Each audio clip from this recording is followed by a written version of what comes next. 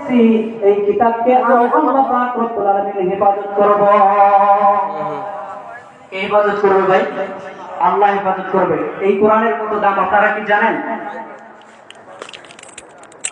এই বিশ্ব ভান্ডারের মধ্যে লন্ডন, এটা কিন্তু আমরা সকলেই নাম জানি, লন্ডন না? লন্ডন।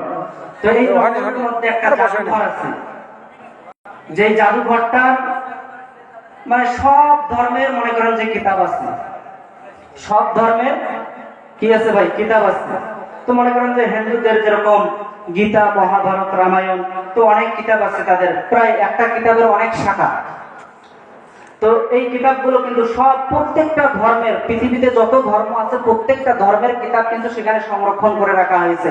ওইখানে আবার মুসলমানদের কোরআনকেও সংরক্ষণ করা হয়েছে। তো যারা ওখানে ঘুরতে যায়, এখানে কিন্তু মজার ব্যাপার হচ্ছে যে তারা কিন্তু জ্ঞান অন্বেষণের জন্য ওই কিতাবগুলোকে খুলে খুলে দেখতে পারবে।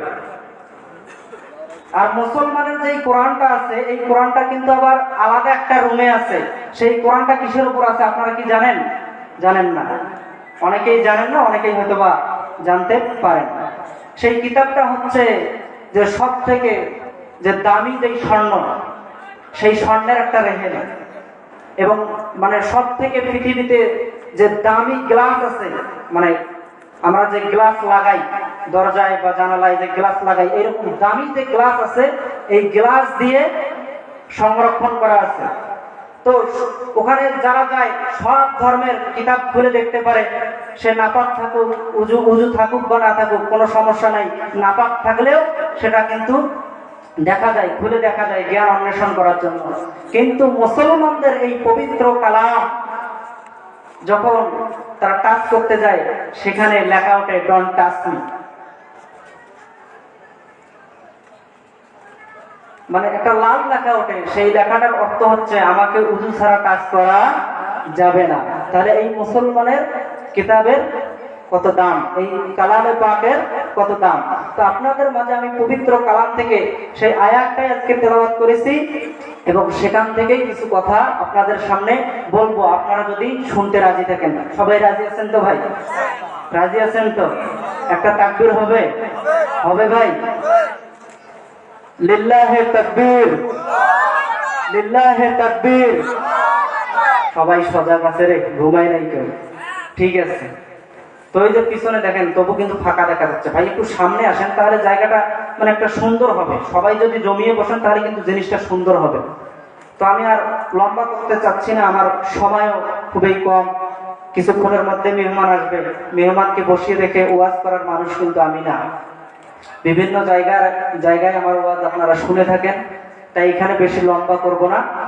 প্রিয় ভাইয়েরা, একটু মনোযোগী হয়ে আমার কথাগুলোকে শুনবেন। আশেপাশে যদি কোনো হিন্দু ভাই থাকেন, অন্য অন্য ধর্মীরা থাকেন, তারাও কিন্তু এই কথাটার দ্বারাই বুঝতে পারবেন। এই যে কথাটা আপনাদের সামনে আমি তুলে ধরবো, এটা আমার ছাত্র জীবন, প্রায় 7 বছর আগে এই কথাটাকে আমি স্টাডি করেছি। 7 বছর আগে কিতাব থেকে নিয়েছি। আল্লামা বতুতা রহমতুল্লাহ আলাই তার জীবনের ডায়েরিতে এই ঘটনাটা লিখেছেন। হয়তোবা এই ঘটনাটা আপনারা ইউটিউবের মধ্যেও সার্চ দিলে একাধিক বক্তা এই বয়ান করতেই পারে। তো আপনাদের সামনে আমি সেই আলোচনাটা তুলে ধরবো, তবে এটা 100% নিশ্চিত যে তারা যেভাবে বলছে আমি সেইভাবে বলবো, ভিন্ন থাকবে। ঠিক আছে? আমার বাবাজি পদ্মার অন্তরালের মা, আর লম্বা করা যাবে না, লম্বা করারও কোনো সুযোগ নাই। একটু গভীর মনোযোগী হওয়া লাগবে। দরদের বাবা, আপনাদের একটু মনোযোগী হওয়া চাই। কথা বুঝতে হলে মনোযোগ সহকারে শুনতে হবে। ভাইজান, আল্লাহ পাক রব্বুল আলামিন বললেন, ইন্না নাহনু নাযালনা যিকরা ওয়া ইন্নাহু লাহু লাহাফিজুন। আল্লাহ পাক রব্বুল আলামিন বললেন, নবীজি আপনার উম্মতদেরকে জানিয়ে দেন, এই কোরআনকে আমি আল্লাহ পাঠিয়ে দিয়েছি। এই কোরআনকে আমি আল্লাহ পাক রব্বুল আলামিন হেফাজত করব। কেমনে আমার আল্লাহ হেফাজত করে, সেই বাস্তবতায় আপনাদেরকে সংক্ষিপ্ত আকারে একটা ঘটনা বলতে চাই। ভাইজান, 13 বছরের একটা যুবক পিতামাতার সঙ্গে আরব সাগর পাড়ি দিতেছিল। হঠাৎ করিয়া যুবক লক্ষ্য করে দেখতেছে সমুদ্রের চতুর্দিকে ঘূর্ণিঝড় আসতেছে, আপনারা নৌকা বলেন, স্টিমার বলেন, জাহাজ বলেন, যেটাই বলেন না কেন, সহ পরিবার সহ যখন ওই স্টিমারের মধ্যে উঠেছিলেন, যখন তুফান শুরু হয়ে গেল, ঝড় শুরু হয়ে গেল, তখন এই ছেলেটা 13 বছরের যুবক, এ কিন্তু হলো 30 পারা কোরআনের হাফেজ, যার নাম হচ্ছে হাফেজ আবুল বারাকাত ইউসুফ বরবরী রহমাতুল্লাহি আলাইহি। এই 13 বছরের যুবক লক্ষ্য করে দেখলো স্টিমারটা ডুবে গেল, বাবা মা সবাই হারিয়ে গেল। আপনারা সকলেই জানেন যে এই পৃথিবীর মধ্যে ছোট্ট একটা রাষ্ট্র আছে, ছোট্ট একটা দ্বীপ আছে, যেটা এখন রাষ্ট্রে পরিণত হয়ে গেছে। এই দ্বীপটার নাম হচ্ছে মালদ্বীপ। দ্বীপটার নাম কি? মালদ্বীপ। এই 13 বছরের যুবক যখন দেখলো যে স্টিমার ডুবে গেছে, সবাই যখন সাগরের তলদেশে চলে গেছে, এই হাফেজ আবু ইউসুফ আবুল বারাকাত বরবরী রহমাতুল্লাহি আলাইহি তিনি একটা তক্তার উপরে ভাসমান থাকলেন আর সাঁতার কাটলেন, সাঁতার কাটা শুরু করলেন। আর আল্লাহ পাক রব্বুল আলামিনকে ডাক দিয়ে বললেন, আল্লাহ, আপনি তো বলেছেন এই কিতাব আপনি নাজিল করেছেন, আর এই কিতাবকে আপনি আল্লাহ পাক রব্বুল আলামিন নিজেই হেফাজত করবেন। অর্থাৎ আল্লাহ, আপনার কোরআন মিথ্যা হয়ে যাবে। আমি যদি এই সাগরের মধ্যে ডুবে যাই, এই সাগরের তলের দেশে যদি আমি ডুবে যাই গো আল্লাহ, তাহলে আপনার কোরআন মিথ্যা হয়ে যাবে গো আল্লাহ। আল্লাহ, আপনি বলেছেন আপনি এই কোরআনকে হেফাজত করবেন, আমার অন্তরের মধ্যে আছে কোরআন গো আল্লাহ, আজকে আপনি আমাকে হেফাজত করবেন, দুনিয়ার কেউ আমাকে হেফাজত করতে পারবে না, একমাত্র আপনি আল্লাহ আমাকে হেফাজত করবেন। সুবহানাল্লাহ। আল্লাহ পাক রব্বুল আলামিনের কাছে যখন হাফেজ আবু ইউসুফ আবুল বারাকাত বরবরী রাহমাতুল্লাহি আলাইহি আল্লাহর কাছে দোয়া করলেন, আল্লাহ পাক রব্বুল আলামিন তো নিজেই বলেছেন আল্লাহ হেফাজত করবে। হাফেজ আবু ইউসুফ আবুল বারাকাত বরবরী রাহমাতুল্লাহি আলাইহিকে আল্লাহ পাক রব্বুল আলামিন দেখেন সেখান থেকে হেফাজত করলো। একদিন নয়, 2 দিন নয়, 7 দিন যাবত সাগরের মধ্যে ভাসমান থাকলেন। সাগরের মধ্যে ভাসতে ভাসতে হাফেজ আবু ইউসুফ আবুল বারাকাত বরবরী রাহমাতুল্লাহি আলাইহি ওই দ্বীপের মধ্যে পৌঁছে গেলেন, যে দ্বীপটার নাম হচ্ছে মালদ্বীপ। এই দ্বীপের মধ্যে যখন হাফেজ আবু ইউসুফ আবুল বারাকাত যখন পৌঁছে গেছে ভাইজান, তখন হাফেজ আবু ইউসুফ সর্বপ্রথম ওই জায়গার মধ্যে পৌঁছে আল্লাহ পাক রব্বুল আলামিনকে ডাক দিয়ে বলতেছে, আল্লাহ, আজকে আপনি আমাকে হেফাজত করেছেন গো আল্লাহ, সর্বপ্রথম আমি 2 রাকাত নামাজ পড়তে চাই। শুধু তাই নয়, হাফেজ আবু ইউসুফ আবুল বারাকাত বরবরী আল্লাহ পাক রব্বুল আলামিনের কাছে বলতেছেন, আল্লাহ, আমি এখন 2 রাকাত নামাজ পড়তে চাই। ভাইজান, 7 দিন যাবত সাগরের মধ্যে ভাসমান থাকার কারণে সেখানে কোনো খানা পানি মেলে নাই, শরীরটা দুর্বল হয়ে গেছে। কোথাও আবার সাগরের মধ্যে লবণাক্ত পানি, কোথাও আবার মিঠা পানি। এই মিঠা পানি, লবণাক্ত পানি শরীরের মধ্যে লাগার কারণে তার শরীরটা অসুস্থ হয়ে গেছে। হাফেজ আবু ইউসুফ আবুল বারাকাত তবু আল্লাহকে ভুলে যায় নাই। আল্লাহ পাক রব্বুল আলামিনকে ডাক দিয়ে বলতেছে, আল্লাহ, আমি 2 রাকাত নামাজ পড়তে চাই। হাফেজ আবুল বারাকাত আবু ইউসুফ বরবরী রাহমাতুল্লাহি আলাইহি তিনি যখন চতুর্দিকে হাঁটতে ধরলেন, একটা রাস্তার মাঝ দিয়ে হাঁটতে ধরলেন, দেখলেন পৃথিবীর কোথাও সেই জায়গার মধ্যে মসজিদ দেখা যায় না। যেই দিকে যায় সেই দিকেই শুধু মন্দির আর গির্জা দেখা যায়। সেই দিক থেকেই ঢোলের আওয়াজ আসে, সেই দিক থেকে গীতার আওয়াজ আসে, সেই দিক থেকে বাজনা আসে, কিন্তু কোথাও মুসলমানের মসজিদ পাওয়া যায় না। হাফেজ আবু ইউসুফ আবুল বারাকাত কিবলার দিক কোনটা সেটা নির্ণয় করতে পারতেছে না। হাফেজ আবু ইউসুফ আবুল বারাকাত আল্লাহ পাক রব্বুল আলামিনকে ডাক দিয়ে বললেন, আল্লাহ, এটা আপনি আমাকে কোন দেশের মধ্যে পাঠিয়ে দিলেন গো আল্লাহ? এটা আমাকে আপনি কোন জায়গার মধ্যে পাঠিয়ে দিলেন যেই জায়গার মধ্যে কোথাও আমি মসজিদ দেখি না গো আল্লাহ? আল্লাহ, আমার তবে মনে হয় এই জায়গার মধ্যে কিছুক্ষণের মধ্যে আজান হবে, আর তিনিও মনে মনে ভাবতেছেন আমি এই জায়গার মধ্যে কিছু সময় ওয়েট করে দেখি কোথাও মুসলমানদের মসজিদে আজান হয় নাকি। ভাই এই জায়গার মধ্যে আওয়াজ হচ্ছে, ওই জায়গা থেকে সরে গিয়ে ফাঁকায় একটু কথা বলেন, ঠিক আছে? এখানে কিন্তু ডিস্টার্ব হচ্ছে।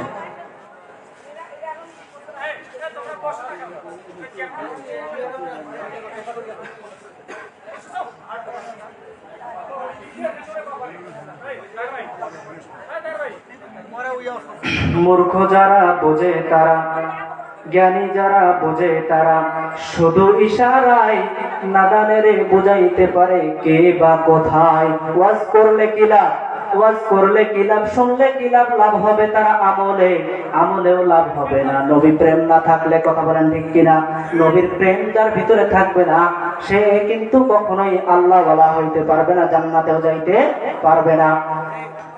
এক চশমে জাদান গাফেলা দা শাহে নাবাসি, শায়াত কে নেদা হে কোনাদা গাহে নাবাসি।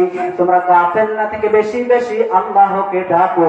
যদি আল্লাহ তাআলা তোমাদের দিকে একবার নেক নজরে তাকায়, একটু জিকির করে লা ইলাহা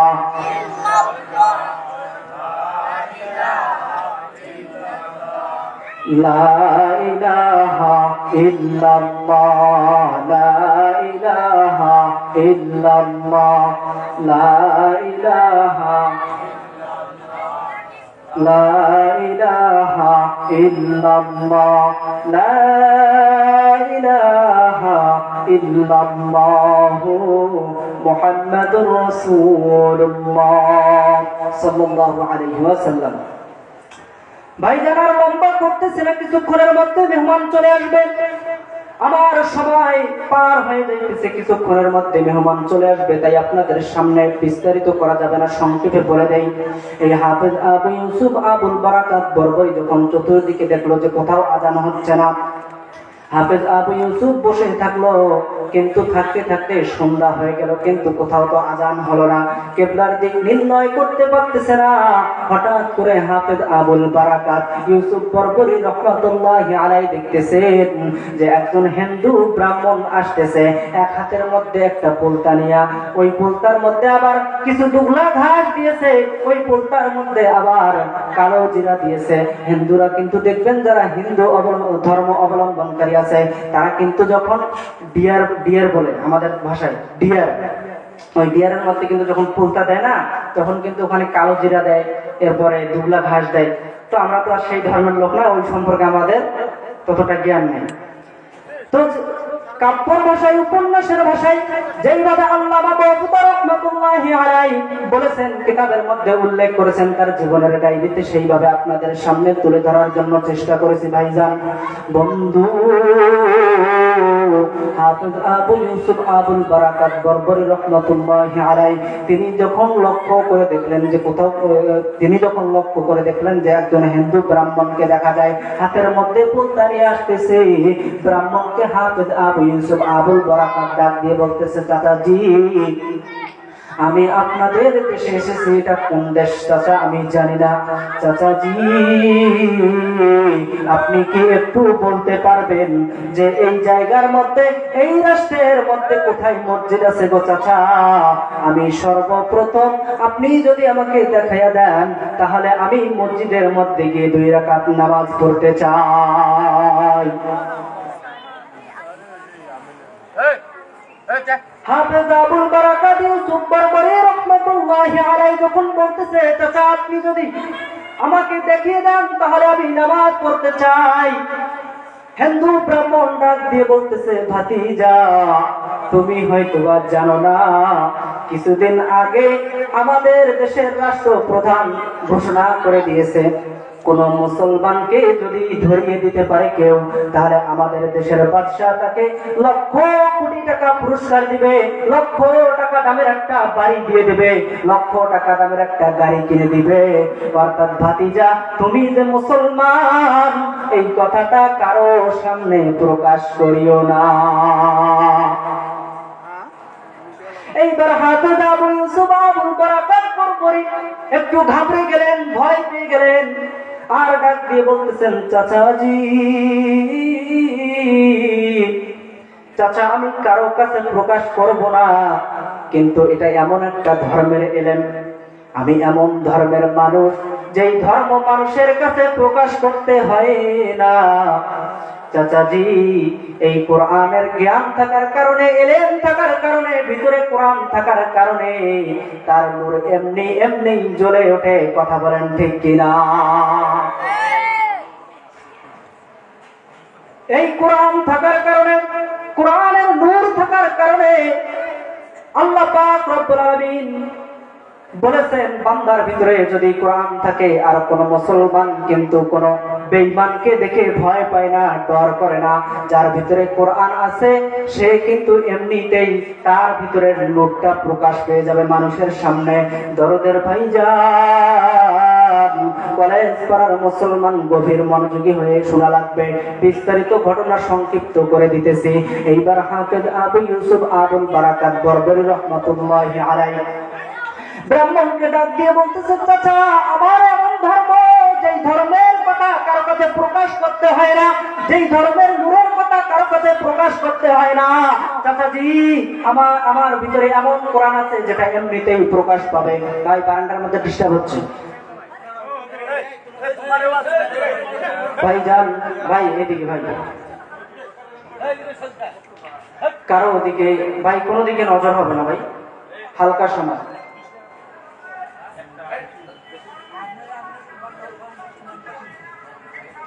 ভাইজান আর সব বিস্তারিত করার কোনো সুযোগ নাই। হাফেজ আবু ইউসুফ আবুল বারাকাত বরবরী রাহমাতুল্লাহি আলাইহি বন্ধু এইবার হিন্দু ব্রাহ্মণকে ডাক দিয়ে বলতেছে, চাচাজি ও চাচা, আপনি তো বললেন যে কোন মুসলমানকে ধরিয়ে দিলে লক্ষ কোটি টাকা পুরস্কার দেবে, অর্থাৎ আপনি তো আমাকে চেনেন, আমি মুসলমান, আপনাকে পরিচয় দিলাম, অর্থাৎ আপনিও তো বাদশাহকে গিয়ে বলতে পারেন। এইবার হিন্দু ব্রাহ্মণ ডাক দিয়ে বলতেছে, ভাতিজা না না না, আমি তোমাকে ধরিয়ে দেব না গো ভাতিজা, কারণ তুমি যেই মুহাম্মাদের নাম একবার মুখ দিয়ে প্রকাশ করেছো, আর এই মুহাম্মাদের ধর্ম অনুসারে মুহাম্মাদের নাম শোনা মাত্রই আমার ভিতরে একটা তোমার প্রতি মায়া এবং দয়া সৃষ্টি হয়ে গেছে। শুধু তাই নয়, এবার হাফেজ আবু ইউসুফ আবুল বারাকাত বরবরী ডাক দিয়ে বলতেছে, চাচাজি আপনি যেহেতু আমাকে ধরিয়ে দিবেন না, তাহলে চাচা আপনার কাছে একটা দাবি রাখতে চাই। চাচা বললেন, কি দাবি রাখবা বলো। এইবার আবুল বারাকাত ডাক দিয়ে বলতেছে, চাচা গো, আমার দাবি হচ্ছে, আমাকে যেহেতু আপনি ধরিয়ে দিবেন না, আর আপনি ছাড়া কেউ জানে না যে আমি একজন মুসলমানের সন্তান। চাচা এই পৃথিবীতে আমার মা নাই, এই পৃথিবীতে আমার বাবা নাই, এই পৃথিবীতে আমার কেউ নাই। চাচা আমি কোন জায়গার মধ্যে চলে এসেছি এটাও জানি না গো চাচা, আপনি যদি আমাকে একটু থাকার জায়গা করে দেন গো চাচা, তাহলে আমার জন্য খুবই ভালো হয় এবং আমিও একটু উপকৃত হতে পারি। এইবার হাফেজ আবু ইউসুফ আবুল বারাকাত যখন বললেন, চাচা আমাকে একটু থাকার জন্য জায়গা করে দিবেন, এইবার হিন্দু ব্রাহ্মণ ডাক দিয়ে বলতেছে, ভাতিজা তোমাকে থাকার জন্য জায়গা করে দিব, আবার আমি তোমার কাছে আগে প্রস্তাব রাখতে চাই। আমি এমন একজনের বাড়িতে তোমাকে নিয়ে যাব, যার বাড়িতে নিয়ে যাওয়া মাত্রই ওই বাড়িতে কিন্তু তোমাকে সন্তান হিসাবে গ্রহণ করবে। ভাতিজা তবে শর্ত হচ্ছে, আমার সে বড় বোন, তার কাছে প্রকাশ করা যাবে না যে তুমি মুসলমানের সন্তান। যদি তুমি প্রকাশ করো তাহলে কিন্তু আমার দিদির বাড়িতে তোমাকে জায়গা দিবে না। এইবার হাফেজ আবু ইউসুফ আবুল বারাকাত বলতেছে, চাচা না না, আমি কারো কাছে প্রকাশ করব না, আপনি শুধু আমাকে একটু জায়গা করে দেন যেন আমি তার বাড়িতে গিয়ে আশ্রয় নিতে পারি। এইবার ওই হিন্দু ব্রাহ্মণটা হাফেজ আবু ইউসুফ আবুল বারাকাত বরবরী রাহমাতুল্লাহি আলাইহির সাথে নিয়ে গেলেন।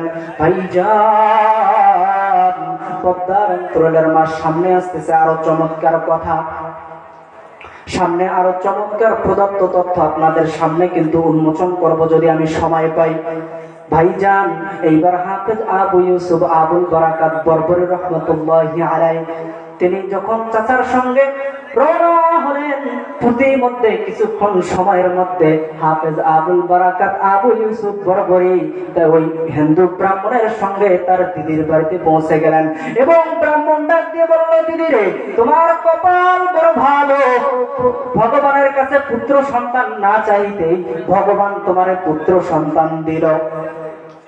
কাব্যর ভাষায় বলতেছি, এইবার ঘর থেকে বাহির হয়ে ব্রাহ্মণকে ডাক দিয়ে বলতেছে, দিদি ডাক দিয়ে বলতেছে, দাদা দাদা, আমি তো কখনোই ভগবানের কাছে পুত্র সন্তান কামনা করি নাই, কিভাবে ভগবান আমারে পুত্র সন্তান দিল?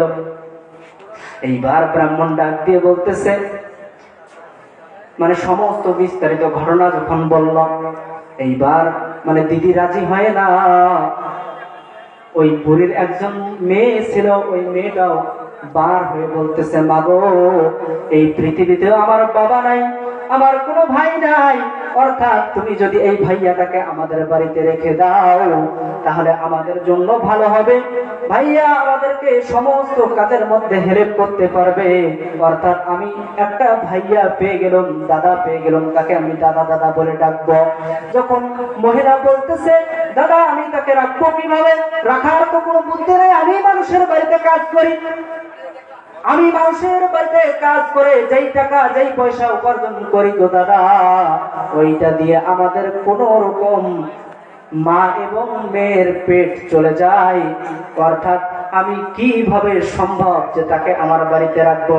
দেখেন মুসলমানের অন্তরে কোরআন থাকার কারণে কি রকম মেধা আল্লাহ তাআলা দিয়েছে। ভাইজান, আপনার সন্তানকে কেন আপনি কওমি মাদ্রাসার মধ্যে দিবেন না? আপনার সন্তানকে কেন কোরআনের শিক্ষা দিবেন না? আপনার সন্তানকে কেন আলিফ লাম মিম মাদ্রাসার মধ্যে পাঠাবেন না, শিক্ষা দিবেন না?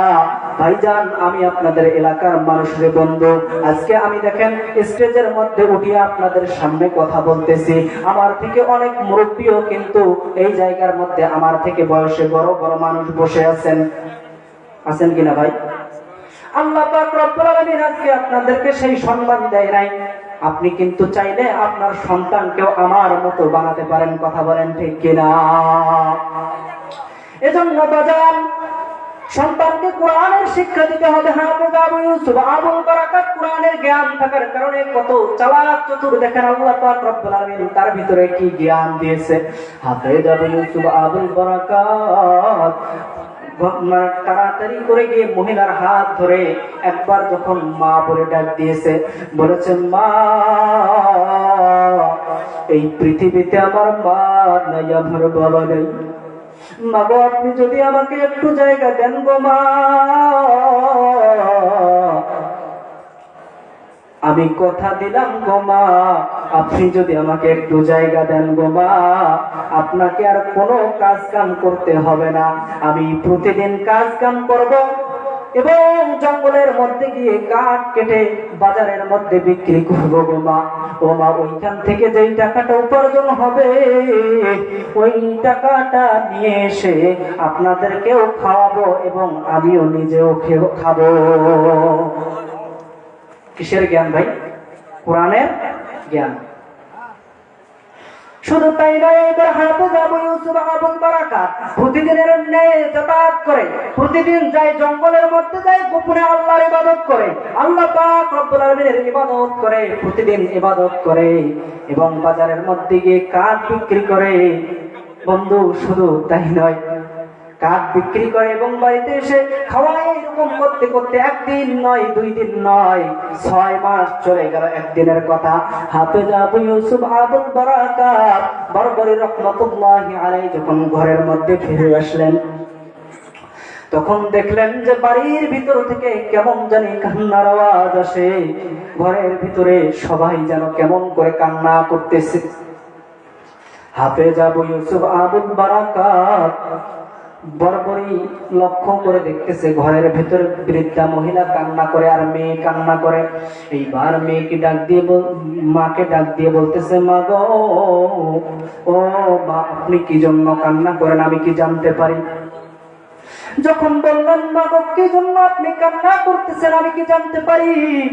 হাফেজ আবু ইউসুফ আবুল বারাকাত বরবরি রহমাতুল্লাহি আলাইহি যখন বললেন, তখন মহিলা ডাক দিয়ে বললেন, সন্তান, তুমি হয়তো বা জানো না, আমাদের দেশের একটা নিয়ম আছে, আমাদের দেশের একটা নিয়ম আছে, রীতি আছে, যে নিয়ম অনুযায়ী তুমি হয়তো বা দেখেছো। তো প্রিয় ভাইরা, মেহমান চলে এসেছে, আশেপাশে যদি কোনো জায়গায় আমার বয়ান হয়, ইনশাআল্লাহ বয়ান তো হবে, তো সেই জায়গায় আমাকে ঘটনা মনে করে দিবেন।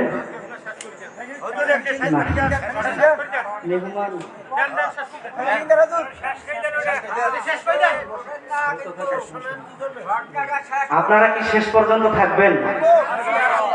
শেষ পর্যন্ত থাকলে কিন্তু বলা সম্ভব, শেষ পর্যন্ত যদি না থাকেন তাহলে তো সম্ভব না। মেহমান ভাই কিন্তু দূরের থেকে এসেছে, আমি তো আপনাদের এলাকার মানুষ, আমার কাছ থেকে আপনারা পরেও শুনতে পারবেন। ভাই কিন্তু সেই সুদূর বরিশাল থেকে এসেছে, বরিশাল থেকে এসেছে। আর ভাইয়ের কিন্তু আবার কালকে প্রোগ্রাম আছে। মেহমানকে কষ্ট দিয়ে বলা কি ঠিক হবে? ভাইজান আর লম্বা করা যাবে না, তাহলে আমি সংক্ষিপ্ত আকারে ঘটনাটা আপনাদের সামনে বলে দেই। এইবার যখন হাফেজ আবু ইউসুফ আবুল বারাকাত বরবরী রাহমাতুল্লাহি আলাইহি, হাফেজ আবু ইউসুফ আবুল বারাকাত বরবরী রাহমাতুল্লাহি আলাইহি মাকে ডাক দিয়ে বলতেছে, মা ও মা, আপনি কি জন্য কান্না করেন? এইবার মহিলা ডাক দিয়ে বলতেছে, বাবা তুমি হয়তো বা জানো যে আমাদের দেশের একটা নিয়ম আছে, আমাদের দেশের একটা রীতি আছে যে 6 মাস অন্তর অন্তর একটা করে কুমারী মেয়েকে ওই যে সাগরের পারে যে মন্দির আছে ওই মন্দিরের মধ্যে রেখে আসতে হয়। এতদিন পর্যন্ত বাবা আমার বাড়িতে কোনো পালি পড়ে নাই, নিয়ম পড়ে নাই, রাজার হুকুম হয় নাই, বাদশার হুকুম হয় নাই। কিন্তু বাবা আজকে দুপুর বেলায় বাদশার পুলিশেরা এসে, বাদশার লোকেরা এসে ফেরে দিয়ে গেছে, বাবা গো আগামী কালকে তোমার বোনকে সাজিয়ে দিতে হবে। এইবার হাফেজ আবু ইউসুফ আবুল বারাকাত বরবরী ডাক দিয়ে বলতেছে, মা গো, ও মা, আপনি যদি আমাকে সুযোগ দেন গো মা, তাহলে আমি মেয়ে সেজে ওই জায়গার মধ্যে যেতে চাই। হাফেজ আবু ইউসুফ বলতেছে, মা দেখেন আমার বয়স মাত্র 13 বছর, এখনো আমার দাড়ি ওঠে নাই, এখনো আমার লোম ওঠে নাই, আমাকে দেখতে কিন্তু মেয়েদের মতো দেখা যায়। আপনি যদি আমাকে মেকআপ করিয়ে যদি ওই জায়গার মধ্যে পাঠিয়ে দেন গো মা, তাহলে কিন্তু আমাকে আর কেউ চিনতে পারবে না।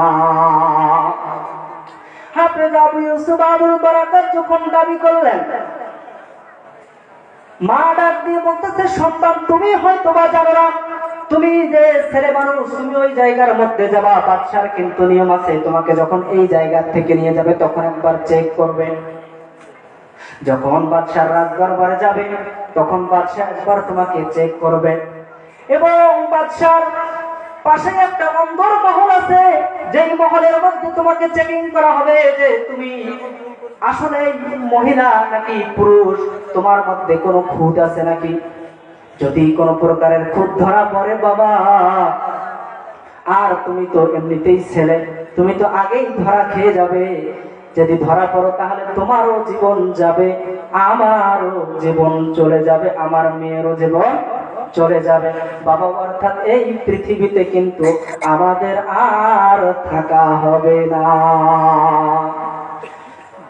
ভাইজান বিস্তারিত আলোচনা হয়ে যাচ্ছে, সংক্ষেপে আপনাদেরকে বলে যেতে চাই। এইবার হাফেজ আবু ইউসুফ আবুল বারাকাত বরবরী রাহমাতুল্লাহি আলাইহি তিনি বললেন, না মা, আপনি হয়তো বা আমার সম্পর্কে জানেন না, আমি এমন একজন ধর্মের অবলম্বনকারী, আমি এমন ঘরের সন্তান গো মা, আপনি যদি আমাকে অনুমতি দেন তাহলে আমাকে হেফাজত করবে আমার আল্লাহ, আর আল্লাহ যদি কাউকে হেফাজত করে তাকে পৃথিবীর কোনো কিছুই আটকে রাখতে পারে না। এইবার হাফেজ আবু ইউসুফ আবুল বারাকাত বরবরী রাহমাতুল্লাহি আলাইহি যখন মায়ের কাছে বললেন যে তিনি মুসলমান, মা তো অবাক হয়ে গেলেন, মুসলমানের সন্তান আমার ঘরে কেমনে আসলো। বিস্তারিত করার কোনো সুযোগ নাই, মেহমান বসে আছে, মেহমানকে আমি কষ্ট দিতেছি ভাইজান। এইবার হাফেজ আবু ইউসুফ আবুল বারাকাত বরবরী রাহমাতুল্লাহি আলাইহি মাকে বললেন, না মা, আপনি আমাকে সাজিয়ে দেন। বোনটাও বললো যে, তিনি তার জীবন বাঁচানোর জন্য বললো যে ভাইয়াকে সাজিয়ে দাও, ভাইয়ার আল্লাহ ভাইয়াকে হেফাজত করবে। যাই হোক, এক পর্যায়ে তাকে সাজিয়ে দেওয়া হলো, নববধূর সাজে সজ্জিত করা হলো, লাল শাড়ি একটা দেওয়া হলো, সাজিয়ে যখন রাখা হলো, পরের দিনে ঠিক 12টার সময়ে বাদশার দরবার থেকে, রাজমহল থেকে পুলিশ আসলো তার বাড়িতে। বাড়িতে আসার পরে দেখলো বৃদ্ধা মহিলাকে জিজ্ঞাসা করতেছে, ওই আপনার মেয়ে কই? মহিলা বললেন, ওই যে দেখা যায় আমার মেয়ে বসে আছে। ছেলে মানুষ এমন একটা ঘন্টা দিয়েছে, বুঝার উপায় নাই যে ছেলে নাকি মেয়ে। তাদের মধ্যে যারা লিডার ছিল, ভাইজান এখানে একটা গোপন দোয়া আছে, যেই দোয়াটা আপনাদের সামনে আমি একবার উচ্চারণ করতে চাই, দেখবেন আপনারা মনে রাখতে পারেন কিনা। এটাই এমন একটা কার্যকারী দোয়া। এমন মানুষের সামনে আপনি বসে আছেন যার সামনে অনেক প্রশ্নের সম্মুখীন হইতে পারেন, যখন এই দোয়াটা করবেন কনিষ্ঠ আঙ্গুলের মধ্যে 3 বার যদি কেউ এই দোয়া পড়ে, ওই আল্লাহর কসম আপনাকে কেউ কোনো প্রশ্ন করতে পারবে না, যতই কঠিন প্রশ্নের সম্মুখীন আপনি হন। সেই দোয়াটা হচ্ছে সুবহুন কুদ্দুসুন গফুরুন ওয়াদুদুন, সুবহুন কুদ্দুসুন গফুরুন ওয়াদুদুন। এই দোয়াটা যদি কেউ একবার পড়ে, তাহলে কিতাবের মধ্যে উল্লেখ আছে যে তাকে কেউ কোনো প্রশ্ন করার সুযোগ পাবে না, এবং এমনকি তার দিকে কিতাবের মধ্যে বর্ণনা আছে যে তার দিকে কেউ লক্ষ্য করে তাকাবেও না। হাফেজ আবু ইউসুফ আবুল বারাকাত হাতের মধ্যে কনিষ্ঠ আঙ্গুলের মধ্যে যখন দোয়া পড়লেন, এবং দোয়া পড়ার সঙ্গে সঙ্গে দেখেন যে কনস্টেবল যে হেড ছিল তার মধ্যে কিরকম জ্ঞান চলে আসলো, আল্লাহ তাকে কিভাবে হেফাজত করলো। এইবার ডাক দিয়ে ওই কনস্টেবল ডাক দিয়ে বলতেছে, ও যারা তোমরা নিয়ে আসতে যাচ্ছ, খবরদার খবরদার, তার যে মানে বোরকা দিয়েছে, যেই মেকআপ করেছে, এটা তোমরা দেখিও না, খবরদার খবরদার, তাকে তোমরা চেক করিও না। কারণ আজকে যদি তোমরা চেকিং করো, তাহলে হয়তো বা ভগবান আমাদের উপর নারাজ হয়ে যাবে। ভাই বিস্তারিত ঘটনা ভাই বলার সুযোগ হবে না ভাই, মানে যত সংক্ষিপ্ত করতেছি তত সময় বাড়তেছে। অর্থাৎ আশেপাশে যখন আমার মাহফিল হবে, তখন আপনারা আমাকে শুধু মনে করে দিবেন, ইনশাল্লাহ আমি এই বিষয়ের উপর আপনাদের সাথে কথা বলবো। সামনে ভাই আরো তথ্য আছে, যেগুলো মানে না বললে ঘটনা আপনাদের বুঝেই আসবে না। তাহলে কি সেই ঘটনা বলে আপনাদের সামনে কোনো লাভ আছে ভাই? কোনো লাভ নেই।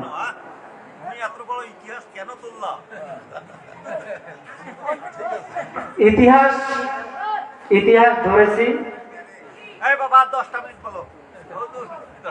মেহমান বসে আছে, 1000 কিলো দূর থেকে এসেছে, তাহলে এটা কি সম্ভব ভাই?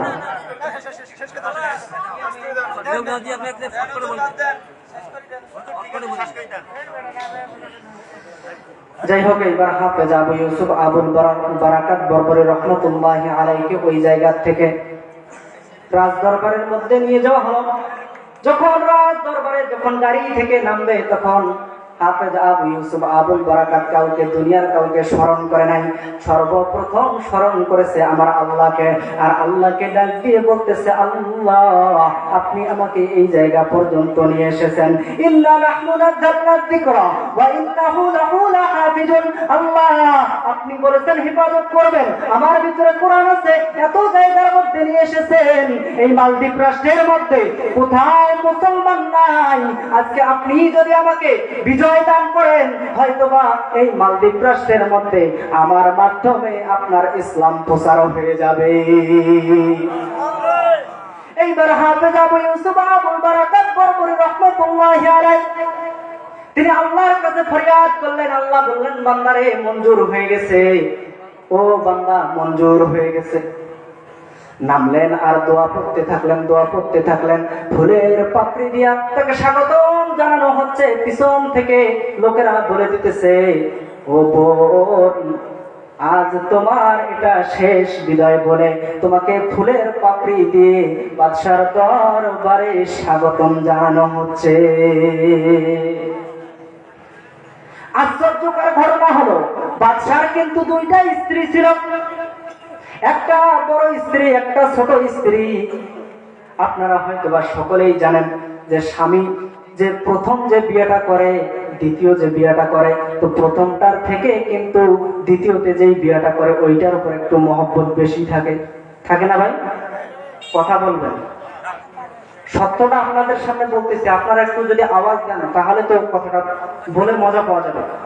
তো যাই হোক, ছোট বউয়ের প্রতি তার আকৃষ্ট বেশি। তো দুই বউ, ছোট বউ মনে করেন যে ডানে আর বড় বউ বামে, দুইজন দুই পাশে বসে আছে। ছোট বউ ডাক দিয়ে বলতেছে, জাহাপনা, আপনার কাছে আমি আজকে একটা আবদার করতে চাই।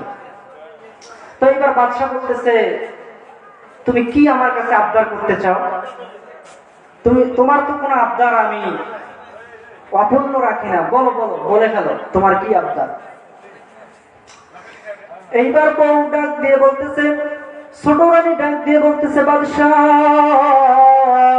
এতদিন যাবত যেই মেয়েগুলোকে আপনি ওই মন্দিরের মধ্যে রেখেছেন, ওই মন্দিরের মধ্যে রেখেছেন, আমাদের এই জায়গার মধ্যে যখন আসতো তাকে টানে টেনে ছেঁচড়ে নামাইতে হইতো, তার কান্নাতে সে একাকার হয়ে যাইত। কিন্তু আজ পর্যন্ত এত সুন্দর নারী আমার জীবনেও আমি দেখি নাই। অর্থাৎ বাদশাহ, আপনার কাছে আমার একটাই আবেদন গো বাদশাহ, আজকে আপনি এই মহিলাকে চেকিং করবেন না, অর্থাৎ বিনা চেকিং এ আজকে আপনি তাকে ওই মন্দিরের মধ্যে পাঠিয়ে দিলেন। রানী বলেছে, বাদশাহ কি কথা ফেলাতে পারে? পাস। ডাক দিয়ে বলতেছে, যাও যাও, তোমাদেরকে আর চেকিং করতে হবে না, বরাবর নিয়ে যাও। মন্দিরের মধ্যে যখন নিয়ে যাওয়া হয়েছে, ভাইজান করুণ ইতিহাস লম্বা করা তো যাচ্ছে না, সংক্ষেপে শুধু আপনাদেরকে বোঝানোর ক্ষেত্রে বলতেছি। হাফেজ আবু ইউসুফ আবুল বারাকাত বরবরী রাহমাতুল্লাহি আলাইহি ওই জায়গার মধ্যে নিয়ে যাওয়া হলো। এখন দেখেন, পৃথিবীর সবাই যখন ঘুমিয়ে যায়, কিন্তু তিনটা ব্যক্তি ওই মুহূর্তে ঘুমাতে পারে না। তিনজন ব্যক্তি ওই মুহূর্তে ঘুমাতে পারে না। যখন রাত 10টা হয়ে গেল, ওই দেবতা আসে ঠিক রাত 12টার মধ্যে। যখন 10:30 হয়ে গেল, 11:30 হয়ে গেল, 11:55 হয়ে গেল,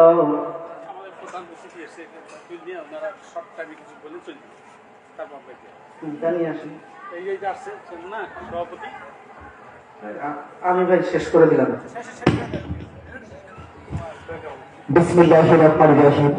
সম্মানিত উপস্থিতি, এ পর্যায়ে